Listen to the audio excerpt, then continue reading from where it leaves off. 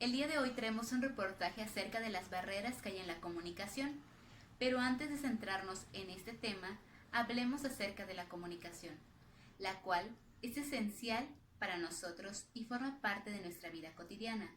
Sin embargo, la realidad es que nos cuesta mucho trabajo comunicarnos de manera adecuada. A pesar de los avances tecnológicos en materia de comunicación, el ser humano actual presenta problemas para comunicarse de manera clara y precisa con sus semejantes, principalmente porque existen barreras u obstáculos que interfieren o limitan dicha comunicación. Estas barreras se clasifican de la siguiente manera: las semánticas, las físicas, las fisiológicas, las administrativas y las psicológicas. A continuación, mis compañeros les presentarán cada una de estas barreras, haciendo énfasis en las del tipo de semánticas. Muy buenos días. Como dice Wendy, la comunicación es parte esencial de nuestra vida y por eso hay que tener en cuenta los diversos factores que la impiden. Una de estas es la barrera física, que son las circunstancias que están en el medio ambiente e impiden la buena comunicación, y las fisiológicas son las que están en el emisor. Esos son los problemas que hay en el emitir o recibir un mensaje de acuerdo, ya sea por causas de nacimiento o ya sea parciales o totales. Por otro lado, las barreras psicológicas son ocasionadas por el agrado o rechazo del emisor o receptor. Las barreras administrativas pueden causar distorsión de mensajes y los factores que pueden originar estas barreras serían, entre otras, la estructura organizacional, los circuitos, redes y patrones de comunicación y ambigüedad en los estatus y roles. Pero hoy nos enfocaremos más en las barreras semánticas. Estas se presentan por una falta de coincidencia entre el emisor y el receptor, en relación al significado que pueden poseer palabras, enunciados y los símbolos utilizados en la estructuración del mensaje. A continuación, veremos una pequeña entrevista realizada por mi compañera Victoria Villamil al Dr. William Reyes y posteriormente la entrevista realizada por mi compañera Naidy Rodríguez a el profesor Rodrigo Domínguez. Buenas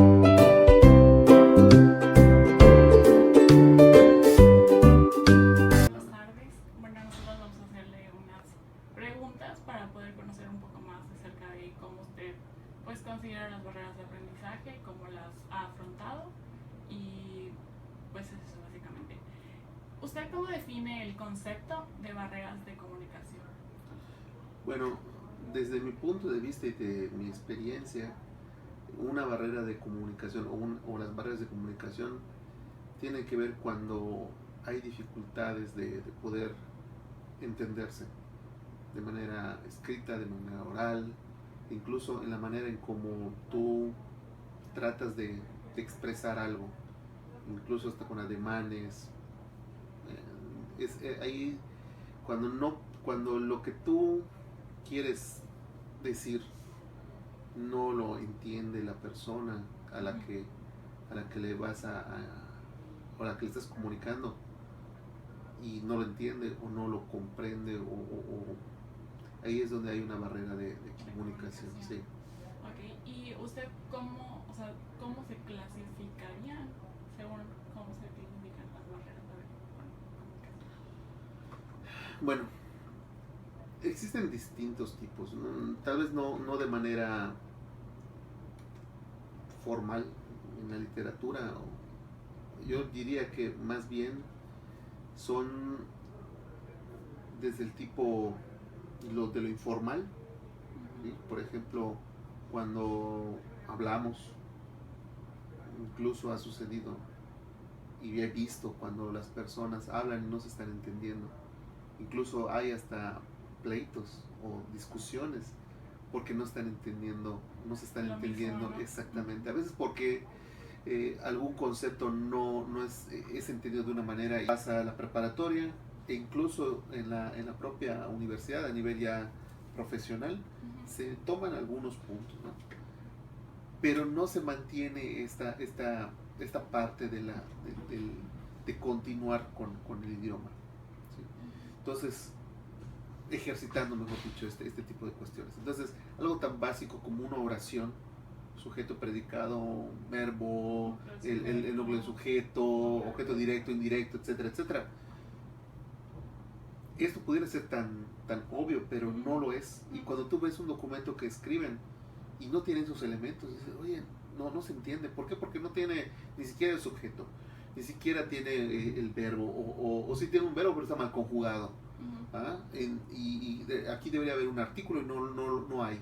Entonces, ese tipo de cosas que deberían de seguirse reforzando. Y me da mucha pena, porque también ha sucedido en mi experiencia, que hay personas, estudiantes, que se ofenden incluso cuando les señalan los errores. No como una burla ni como una exposición, sino con el afán de que mejoren, ¿no? Claro. Y aún así se ofenden por esas observaciones, cuando realmente pues la idea es de que es para mejorar su dominio del idioma. Claro, una crítica constructiva. Exactamente. Entonces ese tipo de cuestiones es lo que se da comúnmente y se corrige, e incluso hay tesis de grado donde tú puedes ver errores ortográficos y que desafortunadamente ya incluso en la última versión de la tesis te das cuenta que hay errores, ¿no? Entonces se señalan y pues se pide que se vuelvan a corregir, o que se corrijan una vez más y otra. Pero sí es algo que tal vez no se debería de ver, pero es algo tan común y que es algo de llamar la atención. Perfecto, gracias. Nosotros nos estamos centrando en las barreras semánticas, que viene siendo la interpretación la interpretación incorrecta de los signos de un código. Entonces, por ejemplo, hablar en un idioma distinto o hablar con un lenguaje a lo mejor un poco más técnico. Entonces, durante su experiencia en el aula, ¿ha vivido una experiencia en la cual se haya representado una barrera de este tipo?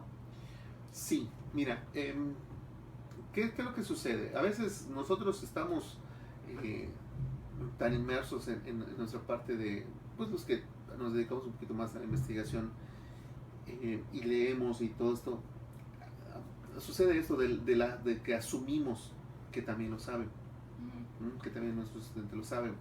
Entonces, cuando empezamos a hablar de ciertos términos, de cierta terminología, al alumno tal vez le cause mucha confusión o conflicto, o tratan de hilarlo con otro concepto y resulta que no es el adecuado.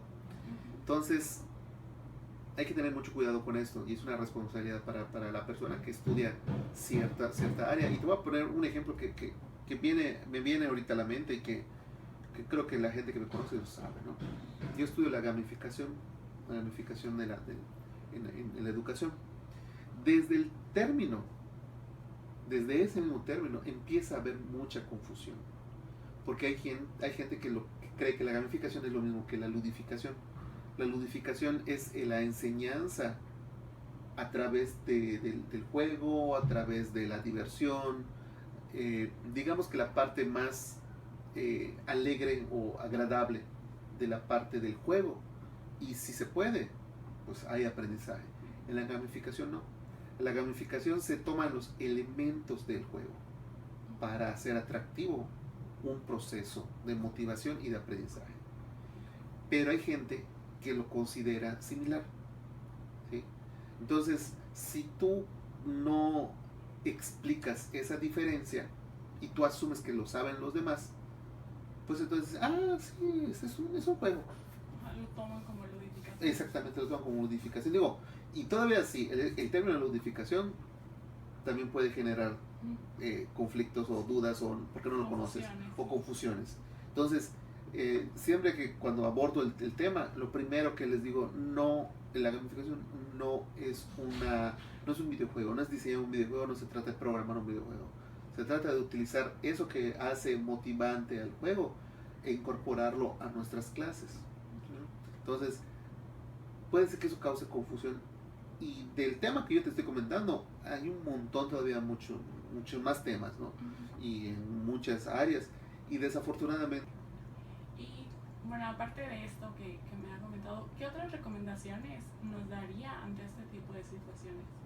Mira, nosotros tenemos una responsabilidad como docentes de explicar y de que quede plenamente entendido qué es lo que estamos exponiendo, qué es lo que estamos entendiendo. Hace muchísimos años, mi primer trabajo, y lo voy a comentar porque tiene que ver, mi primer trabajo como docente, ya cuando egresé de la licenciatura en educación, fue dar clases de lógica en preparatoria. Y yo en la preparatoria no me gustaba la lógica. No me gustaba la lógica. O sea, de plano no le encontraba el sentido. Y solo porque lo tenía que hacer, lo pasé y lo pasé, ¿no? Cuando me dan la oportunidad de dar clase, me dicen, sí, pero es de lógica. Dije, bueno, entonces, a partir de esa experiencia, dije, no, o sea, tiene la gente, mis estudiantes, tienen que entender qué es lo que estamos viendo. Porque algo que yo comprendí en ese momento era que no estaba entendiendo lo que me estaban explicando. Y así tuve muchas experiencias con profesores. No entendía lo que me estaban explicando. ¿Sí? Entonces, en mi caso, yo lo he tenido siempre como algo fundamental en mi práctica docente. Que entiendan qué es lo que yo les estoy explicando. No es como algunos compañeros dirán, de que bueno, no, es que lo tienen que entender ellos. O sea, yo tengo que estar en este nivel, no me puedo bajar. Y yo no. O sea, si tú quieres que estén en tu nivel o que te superen, primero tienes que darles la parte básica, explicarles, que quede claro, haciéndole analogías, haciendo ilustraciones, haciendo todo este tipo de comparaciones para que le quede claro qué es lo que estoy explicando, si es algo complejo. Y a partir de ahí entonces ya empezar a subir el nivel para que ellos ya por sí mismos puedan entender los conceptos. Entonces es fundamental. Entonces cualquier docente que de verdad quiera trabajar esta parte y que no tenga problemas o que sean los menos problemáticos en comunicación, es que los explique muy bien. Eso es algo fundamental. Está bien, pues eso sería todo, maestro. Muchísimas gracias por el tiempo, sus respuestas. Muy bien. Gracias. La primera pregunta sería, ¿cómo define usted las barreras de comunicación? Muy bien. Lo primero que yo entiendo cuando me dicen barreras de comunicación es aquello que impide que pueda haber una buena comunicación entre dos personas, ¿no? Aquellas cosas que interfieren para que se dé claramente el mensaje que ambos se comunican. Okay. ¿Y usted conoce alguna clasificación de estas barreras? Específicamente una clasificación teórica no conozco, ¿no? Pero bueno, con el vivir, con la experiencia que va teniendo uno, pues va conociendo casos o ejemplos de barreras que impiden la comunicación. Okay. Maestro, y durante su experiencia en el aula, ¿cuáles son los problemas de la comunicación que usted cree que se presentan más?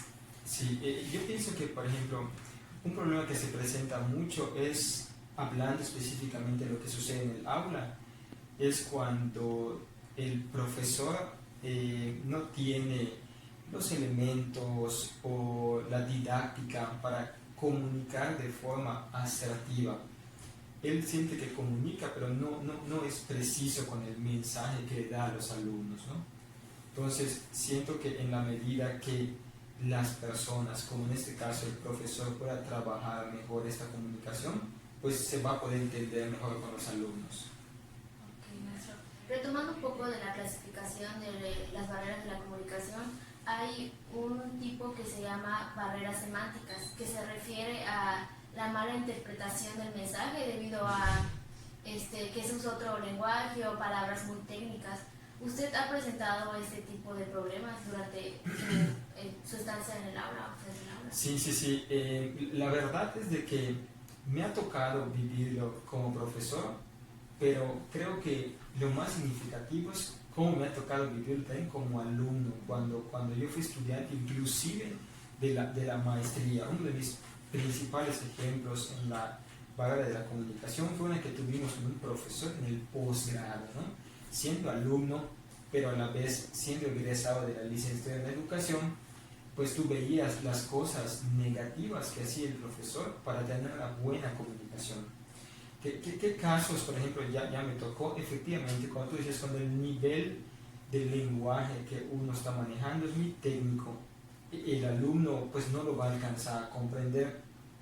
Por eso lo ideal es siempre usar un lenguaje común, coloquial, que se entienda. Entre la palabra elegante, bonita, técnica, pero que no lo entienden los alumnos, y la palabra no vulgar, pero sí coloquial, que lo puedan entender, que lo puedan comprender, creo que siempre es más importante que como profesor, como instructor, uses lo simple en vez de lo complejo, para que se pueda entender bien el mensaje.